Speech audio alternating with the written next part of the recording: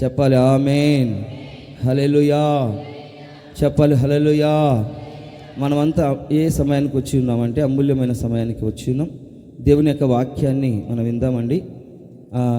లేవియాకాండంలో 26వ అధ్యాయము 9వ వచనంలో మనం గమనించినట్లయితే, ఎలా అనగా నేను మిమ్మల్ని కటాక్షించి మీకు సంతానం ఇచ్చి మిమ్మల్ని విస్తరింపజేసి మీతో నేను చేసే నిబంధనను స్థాపించుదును. ఈ వాక్యపు వాగ్దానము కొత్త సంవత్సరంలో మనము మిమ్మల్ని విస్తరింపజేసి అని విస్తరణ గురించి దేవుడు మనతో మాట్లాడి ఉన్నారు. ఇదే వాక్యాన్ని, వాక్యపు వాగ్దానాన్ని తీసుకొని ఇంకొక వాక్యాన్ని కూడా మనం చదువుకుందామండి. నిర్గమకాండము 34వ అధ్యాయము, నిర్గమకాండం 34వ అధ్యాయం 10వ వచనాన్ని చదువుకుందాం. అందుకు ఆయన, ఇదిగో నేను ఒక నిబంధన చేయుచు ఉన్నాను, భూమి మీద ఎక్కడైనాను ఏ జనములోనైనాను చేయబడని అద్భుతములు నీ ప్రజలందరి ఎదుట చేసేదను. నువ్వు ఏ ప్రజల నడుమ ఉన్నావో ఆ ప్రజలందరూ యెహోవా కార్యమును చూచెదరు. నేను నీ ఎడల చేయబోనది భయంకరము. హల్లెలూయా. ఈ వాక్యపు వాగ్దానము అక్కడ దేవుడు లేవియాకాండంలో చేసి ఉన్నారు. ఇక్కడ కూడా దేవుడు మాట్లాడుతూ ఉన్నారన్నమాట. బాగా గమనించాలి. ఈ వాక్యపు వాగ్దానాలే మన జీవితంలో దేవుడు గొప్ప కార్యం చేస్తారన్నమాట. ఈ వాక్యపు వాగ్దానాలు కాబట్టి ఈ వాగ్దానములో నెరవేర్చబడినట్లుగా ఆల్రెడీ దేవుడు చెప్పేశాడు విస్తరింపజేస్తానని. ఇంకా స్టార్ట్ చేశాడు ఆ వాగ్దానం నెరవేర్చబడినట్లుగా. ఇప్పుడు ప్రభు ఏం చెప్తున్నారు మనము గమనించినట్లయితే నిర్గమకాండము 34వ అధ్యాయం 10వ వచనంలో, అందుకు ఆయన అంటే దేవుడైన యెహోవా, ఆయన ఏం చెప్తున్నారంటే, ఇదిగో నేను ఒక నిబంధన చేయుచు ఉన్నాను. ఆ నిబంధన ఏంటి? భూమి మీద ఎక్కడైనాను ఏ జనములో నేను చేయబడని అద్భుతములు నీ ప్రజల ఎదుట చేసేదని. ఇక్కడ చూడండి, కొద్దిగా డిఫరెంట్గా మాట్లాడుతున్నాడు ప్రభు. ఏం మాట్లాడుతున్నారంటే, కొద్దిగా ఇష్టం ఉండి ఉండనట్లుగా అని నేను అనుకుంటున్నాను. నీ ప్రజల ఎదుట చేసేదను, నా ప్రజల ఎదుట అని అన్నాడు. ఎందుకని ఆ మాట అంటున్నాడు? ఆ వాక్య భాగంలో మనం గమనించి, అందుకు ఆయన, ఇదిగో నేను ఒక నిబంధన చేయుచు ఉన్నాను. ఈ మాట ఎందుకు చెప్తున్నాడు దేవుడు అంటే, మోషే ప్రార్థన చేశాడనమాట. మోషే ప్రార్థన చేశాడు. ఎందుకు ప్రార్థన చేస్తూ ఉన్నాడంటే, నేను దోషులను నిర్దోషులుగా ఎంచక 3-4 తరముల వరకు తండ్రుల దోషమును కుమారుల మీదికిని రప్పించుదనని ప్రకటిస్తున్నాడు అనమాట. అప్పుడు మోషే త్వరపడి, ప్రభువా అలా కాదు నైనా, ఇశ్రాయేలు ప్రజలు నీ ప్రజలు, వాళ్ళు లోబడలని ప్రజలు, కాబట్టి వాళ్ళని క్షమించు, నా మీద నీకు కటాక్షమున ఎడల సేవకుని మీద వేసుకుంటున్నాడు. ఇశ్రాయేలుల పాపములు, ఇశ్రాయేలుల దోషములన్నిటినీ ఈ దైవజనునికి మోషే ఏం చేస్తున్నాడు? తన మీద వేసుకుంటున్నాడు. తన మీద వేసుకొని, నీకు నిజంగా నువ్వు సేవకుని అయితే, నువ్వు నిజంగా నువ్వు నన్ను రక్షించినట్లయితే, నువ్వు నన్ను ఏర్పరచుకున్నట్లయితే, నిజంగా నీ సేవకునైతే నీ ప్రజల పక్షాన నేను ప్రార్థన చేస్తున్నాను ప్రభువా. ఏమని ప్రార్థన చేస్తున్నాడంటే, చూడండి, ప్రభువా నా మీద నీకు కటాక్షము కలిగిన యెడల నా మనవి ఆలకించుము. దయచేసి నా ప్రభువా మా మధ్యన ఉండి మాతో కూడా రావలెను. వీరు లోబడనలోని ప్రజలు మా దోషమును పాపమును క్షమించి మమ్మను మీ స్వాస్థ్యముగా చేసుకునమనెను. ప్రియుని స్వాస్థ్యముగా చేసుకో. ఆయన ఎప్పుడో అన్నాడు, ఆ పాట ఎప్పుడో పాడుకున్నాడు, సద్గుణశీలుడా నీవే పూజ్యుడని. ఎవరు? మోషే పాడుకున్నాడు అనమాట. నీ ప్రియుని స్వాస్థ్యముగా నన్ను మార్చుకో అని ప్రార్థన చేస్తున్నాడు. నీ స్వాస్థ్యముగా చేసుకున్నామనెను. అందుకు ఆయన, ఇదిగో నేను ఒక నిబంధన చేయుచు ఉన్నాను. నొక్క నిబంధన చేయుచు ఉన్నాను. భూమి మీద ఎక్కడ నేను ఏ జన్మలో నేను చేయబడిన అద్భుతములు నీ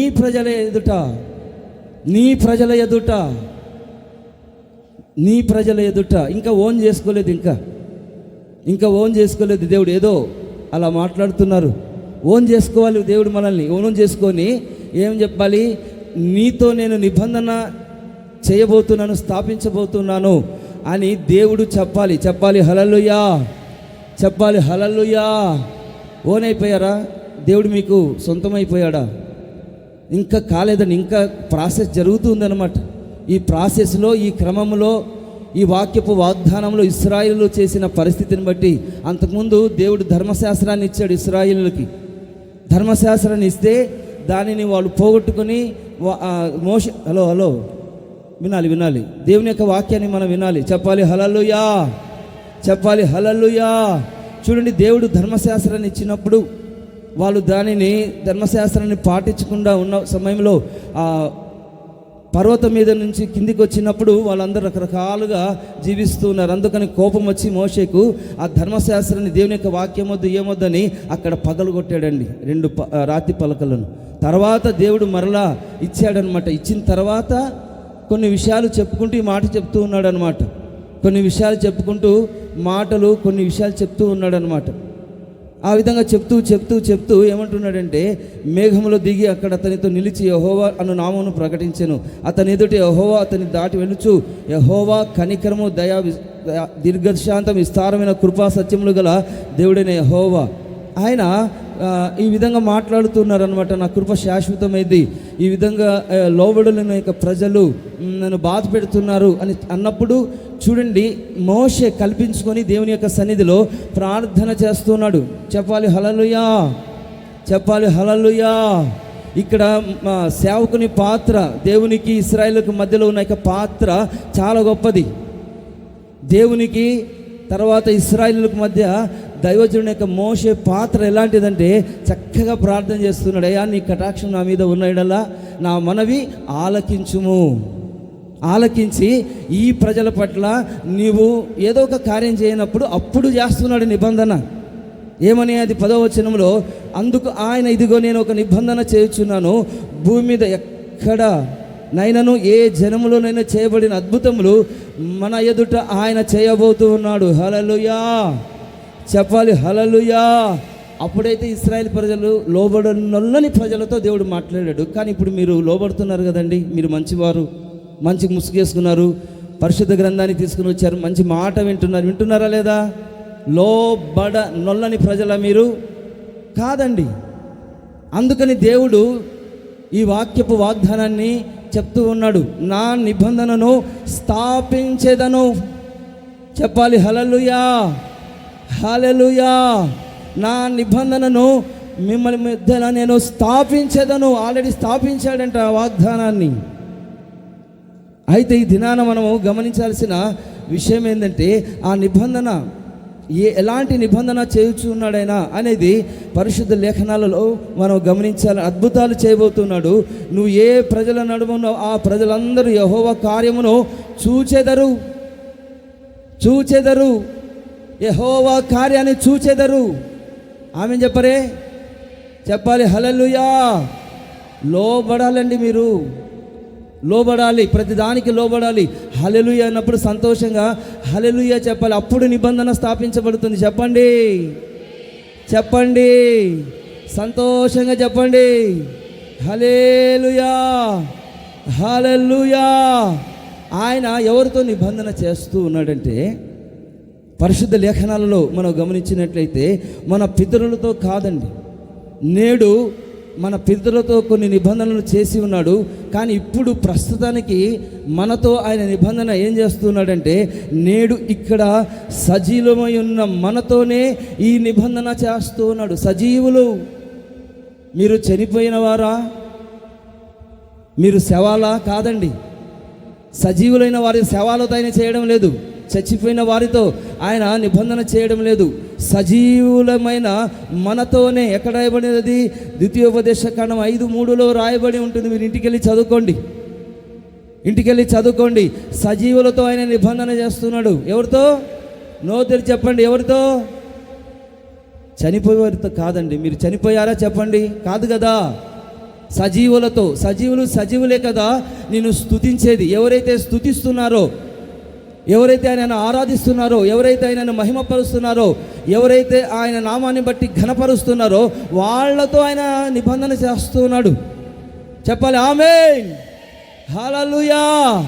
సజీవులతో అండి. కాబట్టి చచ్చిన స్థితిలో మనం ఉండకుండా ఈ దినాన సజీవులమై ఆయన నామాన్ని స్తుతించే వారిగా మౌనంగా ఉండకుండా మన యొక్క నోరు ఏం చేయాలంటే స్తుతిస్తూ ఉండాలి. స్తుతి ఆరాధనకు నీవే యోగ్యుడవు. కాబట్టి స్తుతిస్తున్న వారితో ఆయన నిబంధన చేస్తున్నాడు. సజీవులైన వారితో, శవాలతో కాదు. ఆయన నిబంధన ఎవరితో చేస్తున్నంటే సజీవులమైన మనతోని నిబంధన చేసేను. ఆయన తన ప్రజలకు విమోచన కలగజేయువాడు. తన నిబంధన ఆయన నిత్యముగా నిర్ణయించుకునే వాడు. ఆయన నామం పరిశుద్ధమైనది, పూజింపదగినది. చెప్పాలి హల్లెలూయా. కీర్తనల గ్రంథం 111:9 ఈ మాట రాయబడి ఉంటుంది. ఆయన తన ప్రజలకు విమోచనము కలగజేయువాడు. విమోచించబడిన వారితో ఆయన నిబంధన చేస్తున్నాడంటే చప్పలు కొట్టండి హల్లెలూయా. తన నిబంధన ఆయన నిత్యముగా నిర్ణయించువాడు. నిబంధనను నిత్యముగా ఉంచువాడు. ఎవరితో అంటే దేవుని యొక్క వాక్యంలో మనం గమనించినట్లయితే విమోచన కలగజేయువాడు. విమోచించబడిన వారు, ఆయన రక్తము చేత కడగబడిన వారు, ఆయన ఆత్మ చేత బలపరచబడిన వారు, వాళ్ళతో దేవుడు ఏం చేస్తున్నాడంటే ఒక నిబంధన చేస్తూ ఉన్నాడు. సజీవులతో అండి, శవాలతో కాదు. ఈ దినాన చాలామంది శవాలతో నిబంధన చేస్తూ ఉంటారు.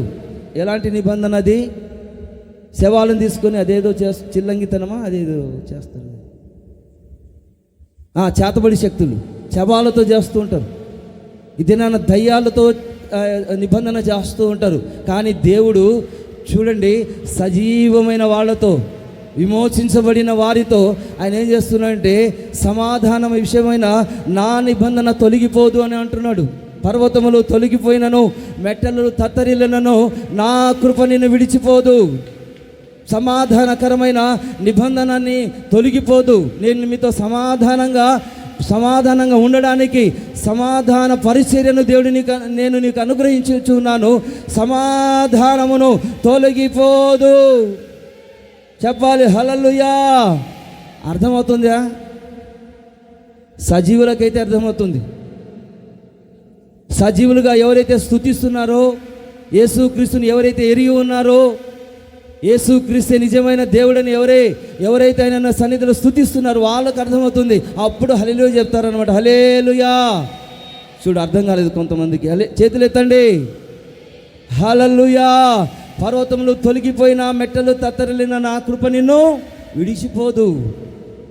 సమాధానకరమైన విషయం, నా నిబంధన తొలగిపోదని నీ యందు జాలిపడు యెహోవా, కనికరం చూపి యెహోవా, కటాక్షించి యెహోవా నీ మీద దయ చూపిస్తున్నాడు అన్నమాట. కాబట్టి ఎలాంటి నిబంధన చేయుచున్నాడైనా ఈ దినాన ఈ కొత్త నిబంధన గ్రంథములో ఎలాంటి నిబంధన చేస్తున్నాడు?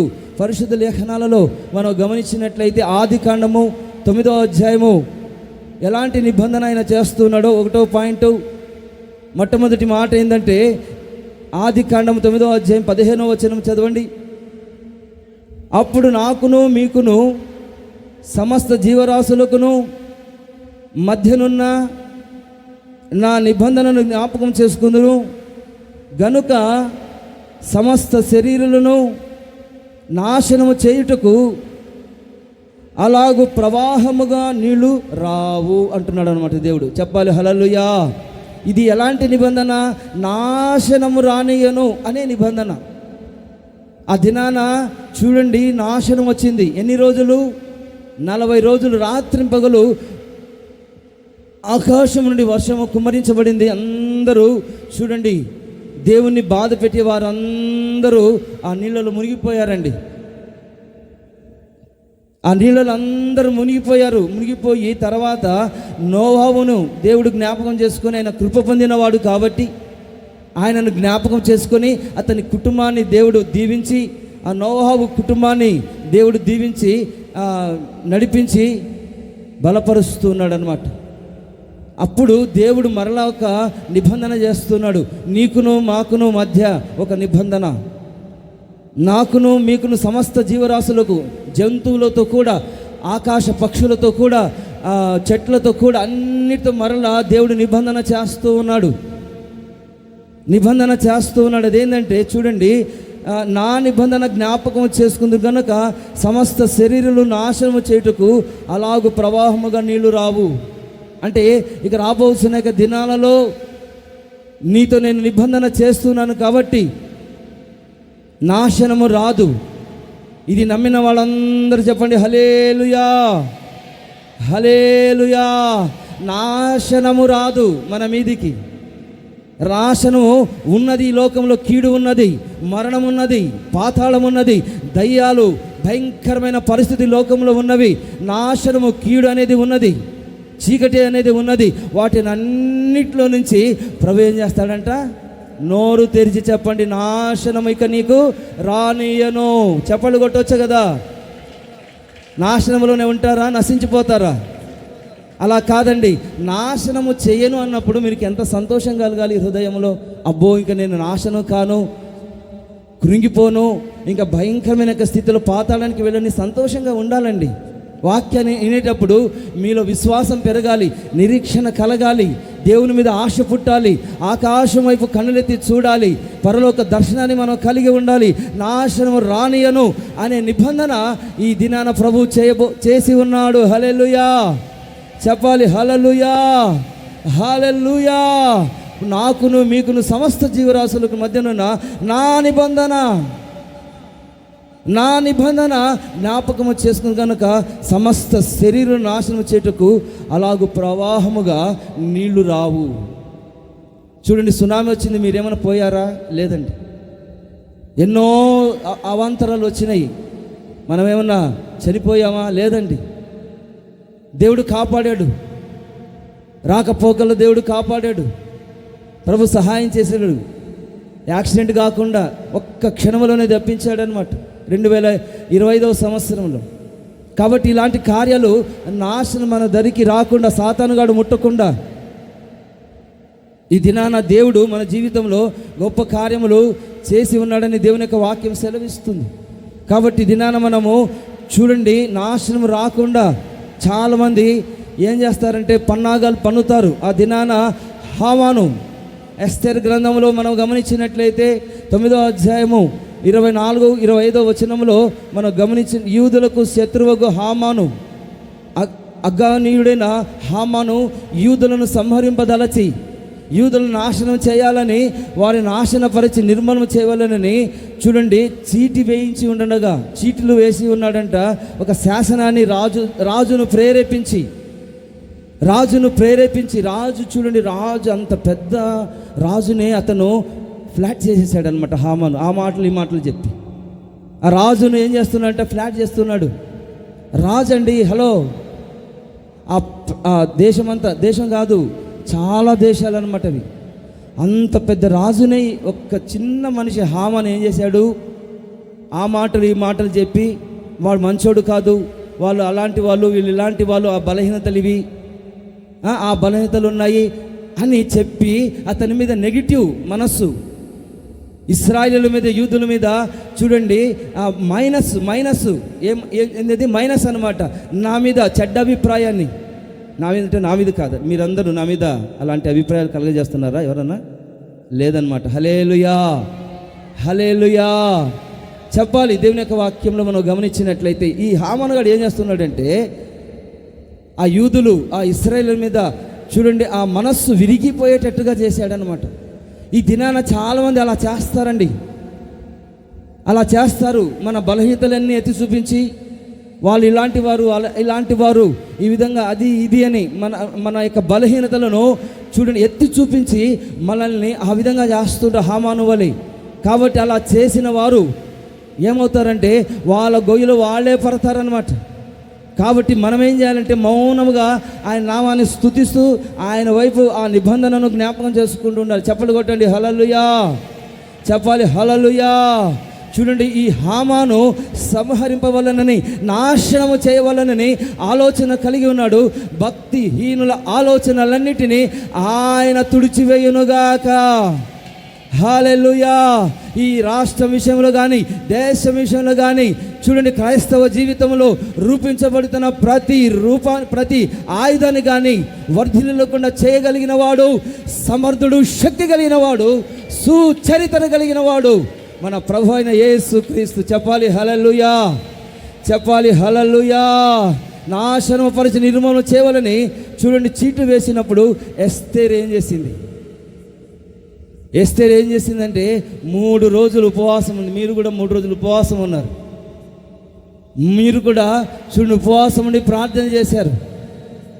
ఈ ఎస్తేరు 3 రోజులు ఉపవాసం ఉండి ప్రార్థన చేసి ఆ యొక్క సాహస కార్యం చేసి రాజు దగ్గరికి వెళ్ళి తెగించి యూదుల కొరకు, ఇశ్రాయేలుల క్షేమం కొరకు ఈ విధంగా అడిగినప్పుడు రాజదండాన్ని ఎస్తేరు వైపు చూపించిన వెంటనే రాణి అయింది ఆ దినాన. ఎందుకు రాణిగా దేవుడు చేసి ఉన్నాడంటే ప్రజల క్షేమము కొరకు. చెప్పాలి హల్లెలూయా. ఇలాంటి పరిస్థితులు ఎదురవుతాయని ముందుగానే దేవుడు గుర్తించిన వాడై ఆయన సత్య ప్రమాణము చేసి ఉన్నాడు. కాబట్టి తన బిడ్డల్ని ఏర్పరచుకొని ఆయా ప్రాంతంలో, దేశంలో, ప్రపంచంలో అంతటిలో ఆయన ఏర్పరచుకొని ఉంటారు. చెప్పరే హల్లెలూయా. చెప్పాలి హల్లెలూయా, హల్లెలూయా. చెడు ఆ యోచన తన తల మీదికి వచ్చినట్లుగా చేసి వాడును వాని కుమారులు ఉరికొయ్య మీద చూడండి, ఆ ఉరికొయ్య మీద వాళ్ళే వ్రేలాడదీశారనమాట. ఎంత న్యాగ్గా, ఎంత చక్కగా ప్రార్థన చేసి ఎస్తేరు రాజు దగ్గరికి వెళ్ళి ఆ రాజునేమో అతని మనస్సును ఈ హామానుగాడు పాడు చేశాడనమాట. ఇశ్రాయేలుల మీద, సేవకుల మీద నెగటివ్ ఆలోచనలు పుట్టించాడు హామాను. కాబట్టి అలాంటి పనులు ఎవరు చేయొద్దండి. సేవకుల మీద, విశ్వాసుల మీద నెగిటివ్ చెప్పి చెడ్డ చేయొద్దండి. అలాంటి మనసు ఎవరికి వద్దు. అలాంటి వారితో దేవుడు నిబంధన చేయడు. ఈ దినాన చూడండి, బలహీనతలు ఉంటాయి, పొరపాట్లు ఉంటాయి. దాన్ని ఎత్తి చూపించి వాళ్ళు ఇలాంటి వాళ్ళని చూడండి, హామాను బుద్ధి, హామాను మనస్సును ఈ దినాన్ని మనం తొలగించుకొని ఈ దినాన మనం ఏం చేయాలంటే దేవునితో మనం నిబంధన చేసుకోవాలి. చెప్పాలి హల్లెలూయా, చెప్పాలి హల్లెలూయా, హల్లెలూయా. కాబట్టి ఉరి మనం మీదికి రాకుండా చూసుకోవాలండి. ఉరి వస్తుంది. అలా చేసినప్పుడు ఈ హామాను అలా చేశాడు కాబట్టి అతని తల మీదకి అతనే తెచ్చుకున్నాడు అనమాట. ఈ దినాన దేవుని యొక్క సన్నిధి అలా ఉండకుండానట్లుగా దేవుడు మనందరి జీవితంలో కార్యములు చేయునుగాక. చెప్పాలి హల్లెలూయా. చూడండి, ద్వితీయోపదేశ కాండంలో 4వ అధ్యాయం 31వ వచనంలో ఏం రాయబడిందంటే, నీ దేవుడైన యెహోవా కనికరము కలిగిన దేవుడు గనక నిన్ను చెయ్యి విడవడు, నిన్ను నాశనము చెయ్యడు, తాను నీ పితరులతో ప్రమాణము చేసిన నిబంధనను మరిచిపోడు. చెప్పండి కొట్టండి హల్లెలూయా. చెప్పాలి హల్లెలూయా. నీ దేవుడైన యెహోవా కనికరము కలిగిన దేవుడు అండి అని. ఆయన చూడండి కఠినాత్ముడు కాదండి. ఆయన కఠినాత్ముడు కాదు, కటాక్షము కలిగిన వాడు, కనికరము కలిగిన వాడు. ఆయన ఎంత కనికరము కలిగిన వాడో చూడండి, మనం గమనించాలి. కనికరము కలిగిన దేవుడు గనుక నిన్ను చెయ్యి విడవడు, నిన్ను నాశనము చేయడు. నాశనము చేయకుండా తాను తన పితరులతో, మన పితరులతో అబ్రహాము, ఇస్సాకు, యాకోబుల వారితో చేసిన నిబంధనను ఆయన జ్ఞాపకము చేసుకొని ఉన్నాడు. చప్పలు కొట్టండి హల్లెలూయా. ఈ సంవత్సరంలో దేవుడు జ్ఞాపకము చేసుకున్నాడు మనల్ని, మన మినిస్ట్రీని, మన దేశాన్ని, రాష్ట్రాన్ని.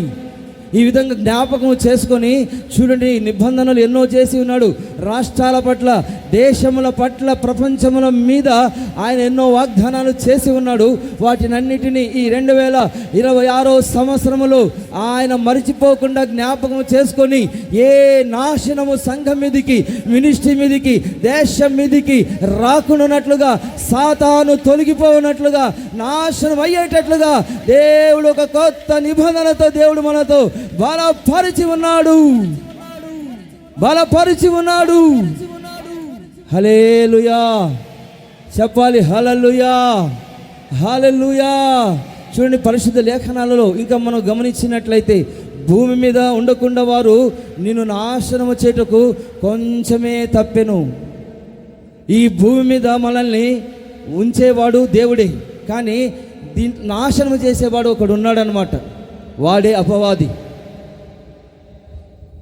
అపవాది.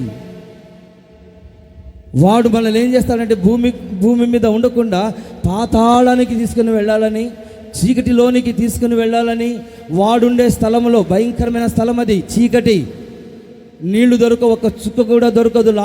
ధనవంతుడు అడుగుతున్నాడు, ఒక్క చుక్క నీళ్లు కూడా లేవు, నేను యాతన పడుచున్నానని అంటున్నాడు అనమాట.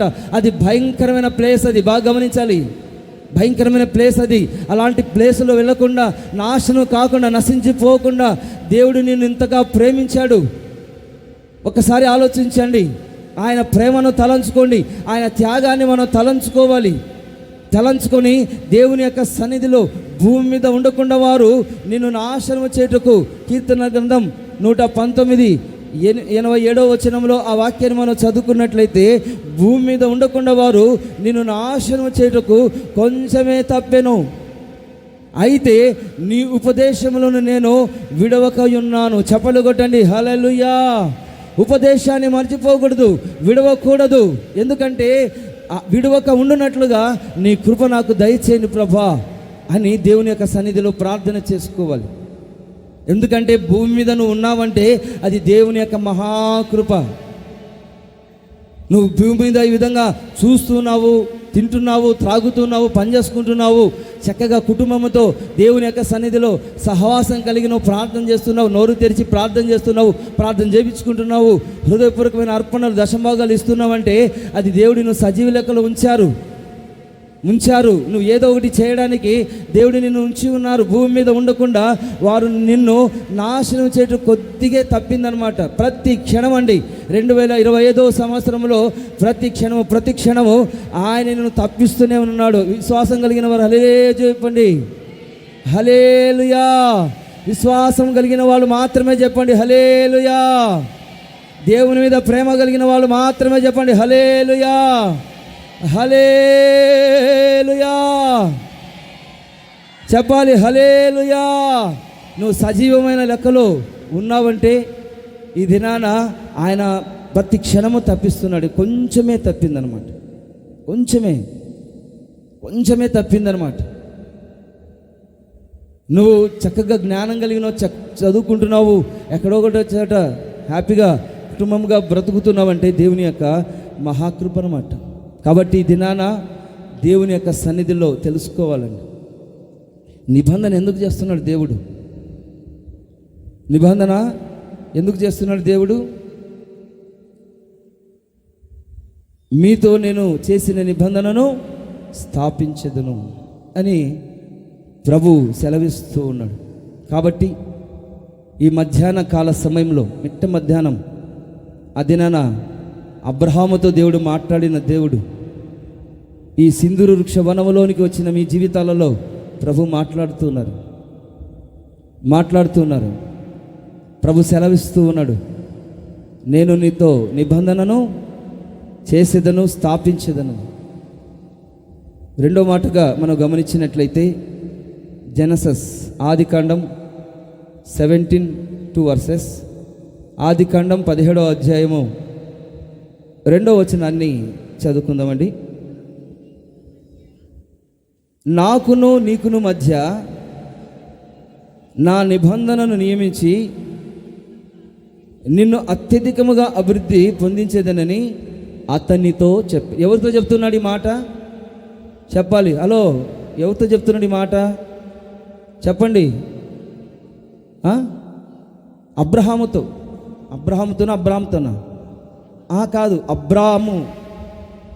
అబ్రాముతో చెప్తున్నాడు. ఇంకా అబ్రహాముగా మార్చబడలేదండి. అబ్రాముతో చెప్తున్నాడు అనమాట. ఏమని చెప్తున్నాడంటే, నాకును నీకును మధ్య నా నిబంధనను నియమించి నిన్ను అత్యధికముగా అభివృద్ధి పొందించేదనని అతనితో చెప్పెను. అబ్రహాంతో దేవుడు చెప్తూ ఉన్నాడు అనమాట. కాబట్టి ఈ వాక్య భాగంలో మనం గమనించి, ఎందుకని దేవుడు నిబంధన అబ్రహాముతో దేవుడు అబ్రహాముగా దేవుడు మార్చి, అబ్రహాము అంటే అర్థం ఏంటంటే అనేక జనములకు తండ్రి అన్నమాట. ప్రైజ్ ది లార్డ్, హల్లెలూయా హల్లెలూయా. అనేక జనములకు తండ్రిగా నిన్ను నన్ను దేవుడు నియమించి ఉన్నాడండి. నియమించి అత్యధికముగా ఆశీర్వదించాలని దేవుడు కోరుకున్నాడు. నిన్ను ఒక తండ్రిగా ఉంటావా? కుటుంబానికి, సంఘానికి తండ్రి. నేను మీ అందరికీ తండ్రి. నేను ఆమేన్ చెప్పాలి. హల్లెలూయా హల్లెలూయా. మీ అందరికీ తండ్రి. అబ్రహాము ఆ దినాన జనములందరికీ తండ్రి, కానీ మీకు మాత్రం కొద్ది మందికి మాత్రమే మేము తండ్రులం అన్నమాట. అబ్రహామేమో చూడండి, ఈ ప్రపంచంలో ఉన్న జాతి జనములందరికీ, ప్రపంచంలో ఉన్న జాతి జనములందరికీ ఆయన తండ్రి. ఎందుకంటే అబ్రహాము దేవునికి భయపడ్డాడండి. అబ్రహాము దేవునికి భయపడ్డాడు. దహన బలి అర్పించాడు. ఉపవాస ప్రార్థనలు మనం చెప్పుకున్నాం. అబ్రహామును దేవుడు ఎందుకు ఆశీర్వదించి ఉన్నాడు అనేది మనము గమనించినట్లయితే తండ్రిగా నియమించాలని. చూడండి, ఇంకా మనము గమనించిన 4వ వచనం చదవండి. ఇదిగో నేను నియమించిన నా నిబంధన నీతో చేసి ఉన్నాను, నువ్వు అనేక జనములకు తండ్రి యొగుదువు. 10వ వచనం చదవండి.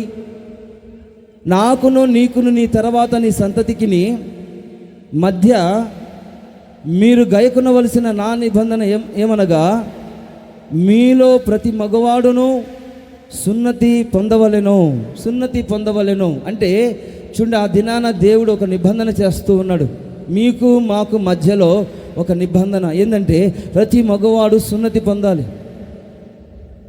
సున్నతి అంటే అర్థం ఏంటంటే బాప్తీసానికి సాదృశ్యం. ఆ దినాన పాత నిబంధన గ్రంథంలో చూడండి ఒక నిబంధన ఉండేది. అది ఎలాంటి నిబంధన అంటే గోప్యాంగ చర్మం సున్నతి పొందవలెను. అది దేవుడే నియమించి ఉన్నారు. కానీ ఈ దినాన అది దాన్ని తొలగించి, పాత నిబంధనను తొలగించి క్రొత్త నిబంధనను దేవుడు మనకు అనుగ్రహించి ఉన్నారు. హల్లెలూయా చెప్పాలి. హల్లెలూయా హల్లెలూయా. అది ఆత్మ సంబంధమైన నిబంధన. ఆ నిబంధనను తొలగించి ఆత్మ సంబంధమైన నిబంధన ఏంటంటే బాప్తీసపు అనుభవాలు. ఎవరైతే బాప్తీసం తీసుకుంటారో వాళ్ళతో దేవుడు నిబంధన చేస్తూ ఉన్నాడు. సున్నతి పొందాలండి. ఇంకా ఎవరైతే బాప్తీసం తీసుకోలేదో వాళ్ళు దేవుని బిడ్డలు కాదనమాట. ఎంతమంది ఉన్నారు బాప్తీసం తీసుకోకుండా దేవునికి దూరం అయిపోతున్న పరిస్థితి. బల్లారదనకు దూరం అయిపోతూ ఉన్నావు, బాప్తీసానికి దూరం అయిపోతూ ఉన్నావు. అలా ఉండకుండా దేవుడు నీతో నిబంధన చేస్తూ ఉన్నాడు. హల్లెలూయా చెప్పాలి. హల్లెలూయా హల్లెలూయా.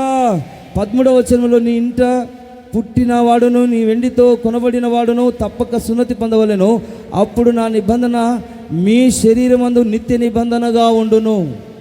మీ శరీరములో ఒక నిత్య నిబంధన. ఏంటిది అది?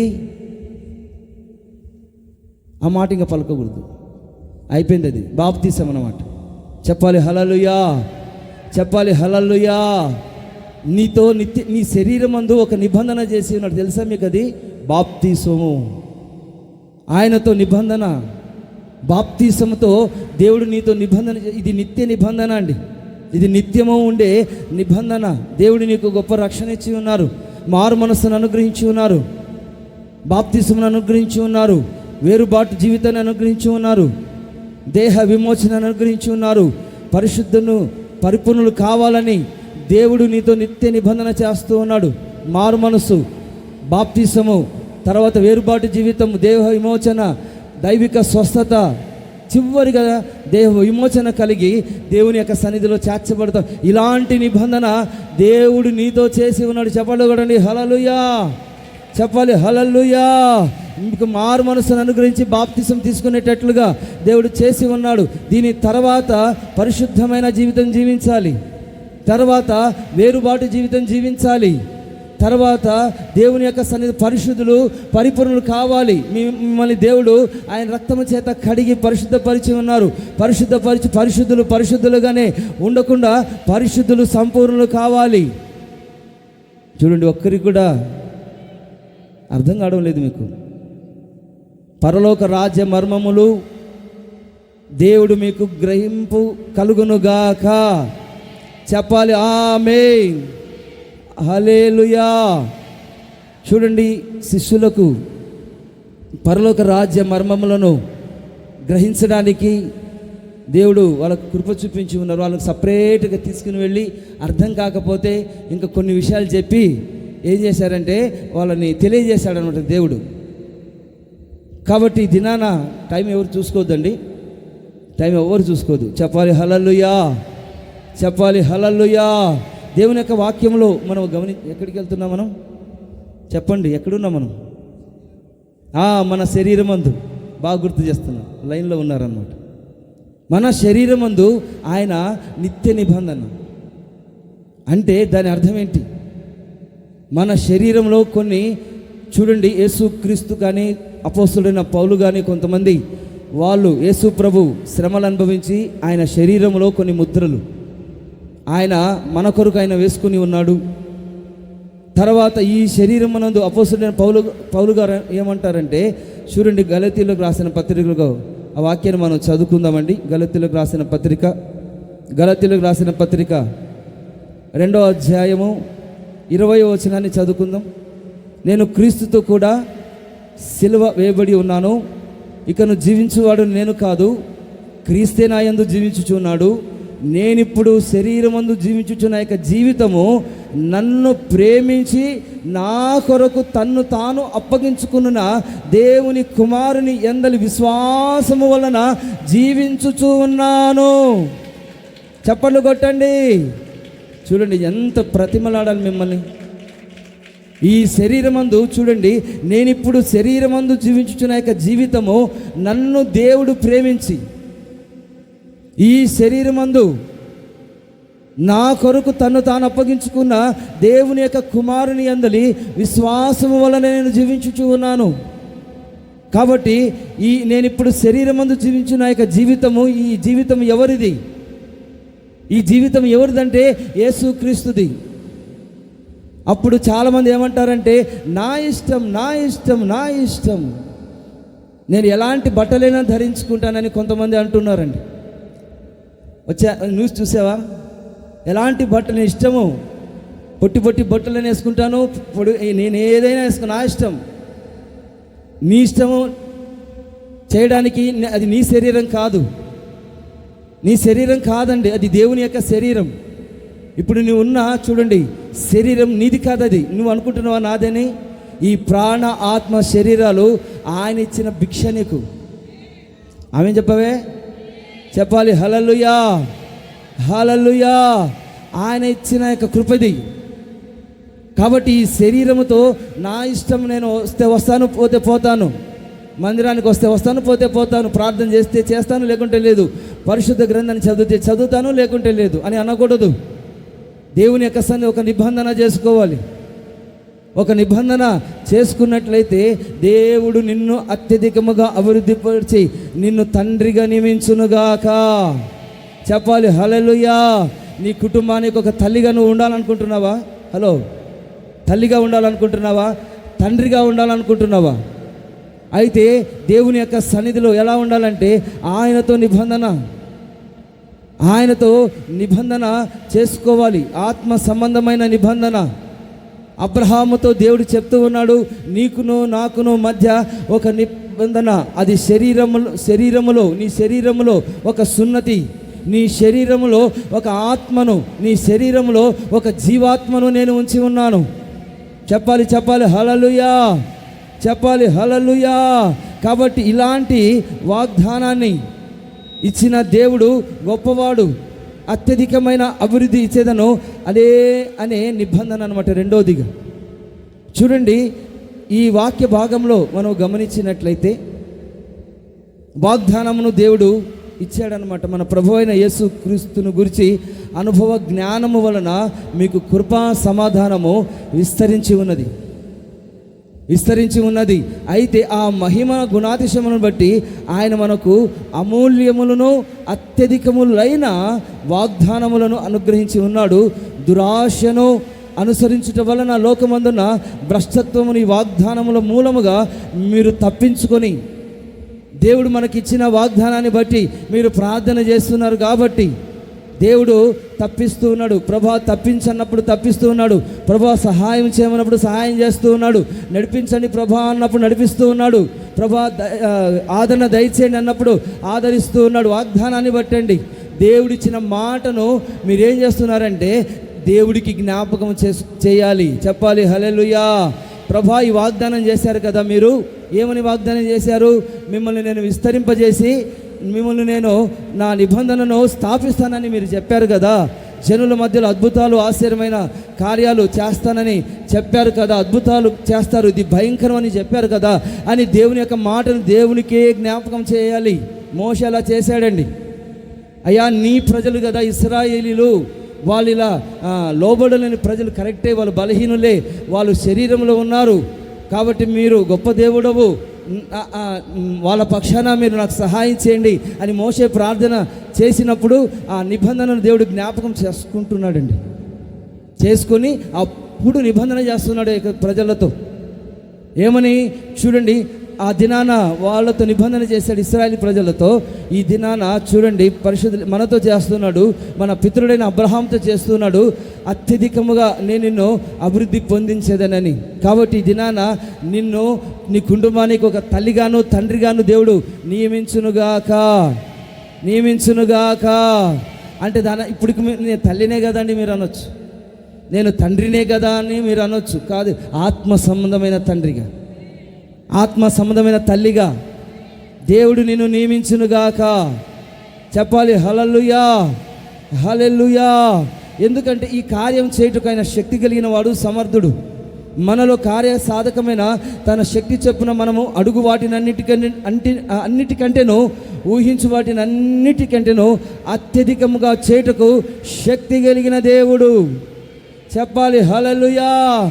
ఊహించు వాటినన్నీ నువ్వు ఏది ఊహించి ఉండవు, ఏది జరిగి ఉండదు అన్నమాట. కానీ ఆయన శూన్యంలో సృష్టిని కలగజేసిన వాడు. నువ్వు ఎంతగా ఊహించకపోయినా చూడండి, మనం అడుగు వాటినన్నిటికంటేనూ ఊహించు వాటినన్నిటికంటేనూ అత్యధికముగా చేయుటకు శక్తి కలిగిన దేవుడు మన మధ్యలో ఉన్నాడు. కాబట్టి ఆయన మన జీవితంలో కార్యములు చేయునుగాక.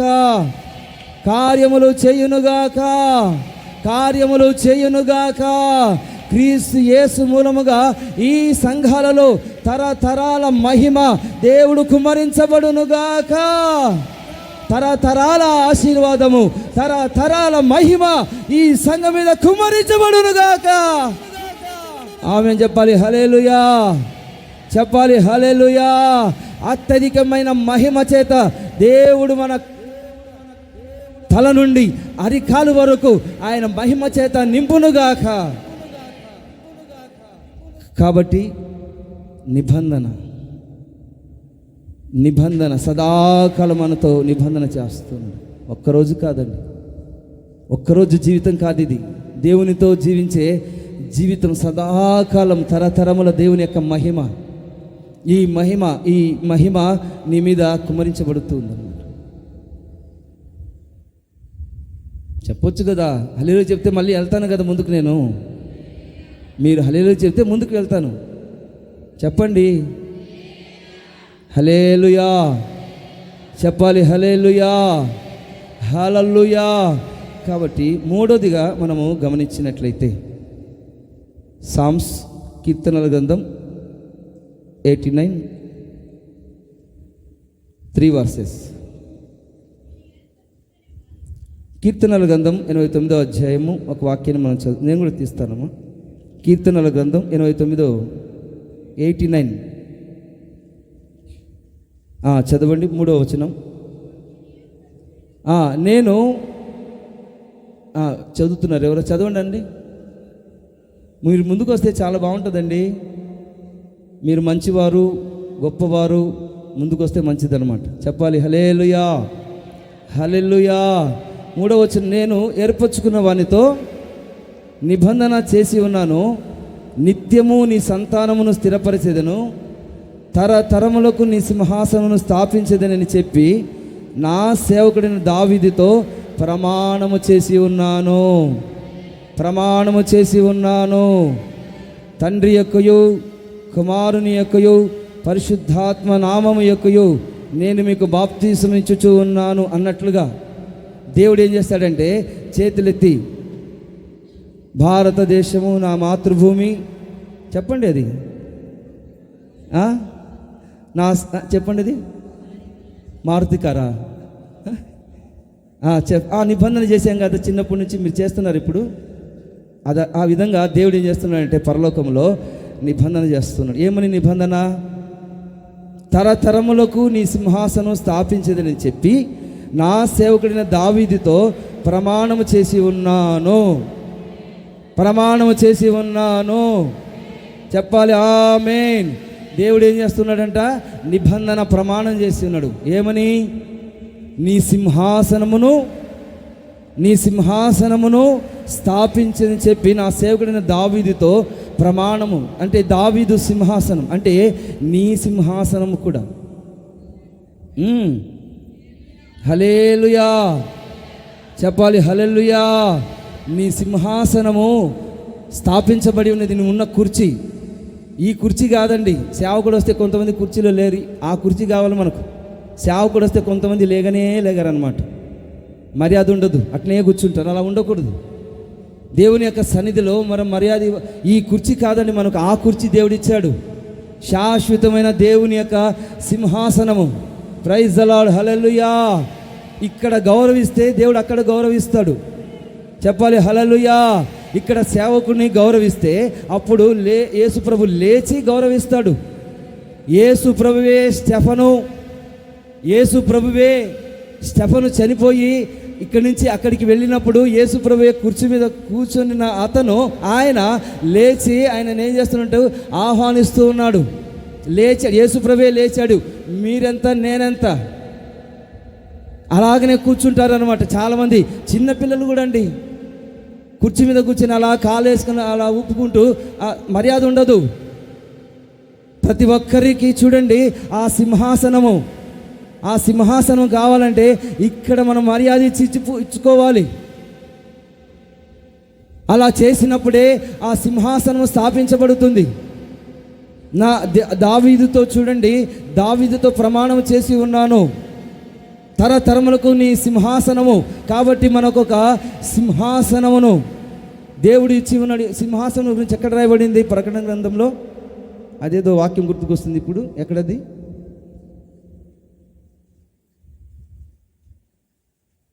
నువ్వు నాతో కూడా కూర్చుంటావని.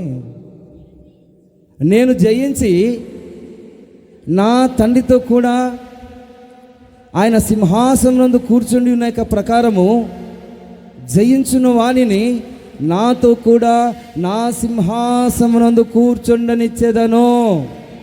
ఆ సింహాసనం కావాలి ఎవరికన్నా? మర్యాద ఇచ్చి పుచ్చుకోండి. హల్లెలూయా. హల్లెలూయా. ఆ సింహాసనం కావాలంటే ఇప్పుడు మనం తగ్గించుకోవాలి. దేవుని యొక్క సన్నిధిలో తగ్గించుకోవాలి. నేను జయించిన తండ్రితో కూడా సింహాసనం కూర్చుండి ఉన్న ప్రకారము తండ్రితో యేసు ప్రభు కూర్చొని ఉన్నాడంట. ఆ సింహాసనాన్ని ప్రక్కనే మనకు కూడా ఇచ్చి ఉన్నారంట. చప్పట్లు కొట్టరే. మాకేం తెలుసండి ఆ సింహాసనం, మేము చూడలేదంటారా? అది కంటికి కనబడదు, హృదయానికి గోచరం కాదు, చెవికి వినబడదు. అది చెప్పాలి. హల్లెలూయా. చెప్పాలి. హల్లెలూయా. అలాంటి సింహాసనాన్ని ఇచ్చి దేవుడు ఏం చేస్తున్నాడంటే నిబంధన, నా కృప నిత్యము అతనికి తోడుగా ఉండచేసేదను, నా నిబంధన అతనితో స్థిరముగా ఉండును. అదే అధ్యాయంలోనూ రాయబడి ఉంటుంది. 89వ అధ్యాయంలో 28వ వచనం, నా కృప నిత్యం అతనికి తోడుగా ఉండజేసేదను, నా నిబంధన అతనితో స్థిరముగా ఉండును. కాబట్టి ఈ నిబంధన స్థిరమైనది, ఒక్కరోజుతో పోయేది. కాబట్టి దేవుని యొక్క సన్నిధిలో ఆ సింహాసనమును జయించినట్లుగా, ఆ సింహాసనం మీద కూర్చున్నట్లుగా ఈ దినాన జయ జీవితం కలిగి మనం స్థిరపరచబడిన వారమై, నిత్యమైన కృపచేత బలపరచబడిన వారమై ముందుకు సాగాలి. చెప్పాలి. హల్లెలూయా. నెత్తి మీద పోసిన యొక్క నీళ్లు ఏ విధంగా అలా ఉండకూడదండి. ఎంత చెప్పినా హల్లెలూయా చెప్పండి చెప్పారనమాట. చెప్పాలి, హల్లెలూయా చెప్పాలి. ఇంకా గట్టిగా చెప్పాలి, హల్లెలూయా, హల్లెలూయా. శాశ్వత కాలం వరకు అతని సంతానమును ఆకాశమందుంత వరకు అతని సింహాసనం నేను నిలిపెదను. శాశ్వత కాలం వరకు అంట మన సంతానాన్ని దేవుడు స్థిరపరుస్తాడు. శాశ్వత కాలం అంటే ఏంటి? ఈ చంద్రుడు భూమి ఉన్నంత వరకు అంటే ఏంటి చెప్పండి? శాశ్వత కాలం వరకు అంట మన సంతానాన్ని దేవుడు ఏం చేశాడంట? స్థిరపరిచాడు, విస్తరింపజేసి ఉన్నాడు. శాశ్వత కాలం వరకు అంటే శాశ్వత కాలం మన సంతానాన్ని దేవుడు అలా నిత్య నిబంధనగా దేవుడు చేసి ఆశీర్వదిస్తూ నడిపించబోతూ ఉన్నాడు అని దాని అర్థం. చూడండి, అతని సింహాసనము నేను నిలిపెదను. ఇక్కడ ఉన్నంత వరకు, తర్వాత కూడా ఈ భూమి ఉన్నంత వరకు, ఈ ఆకాశం ఉన్నంత వరకు చూడండి, దావీదు సింహాసనాన్ని దేవుడు స్థాపించి ఉన్నాడు. మన ప్రభువైన యేసుక్రీస్తు సింహాసనము ఈ భూమి మీదను పరలోకమును ఆయన స్థాపించి ఉన్నాడు. అది శాశ్వతమైంది.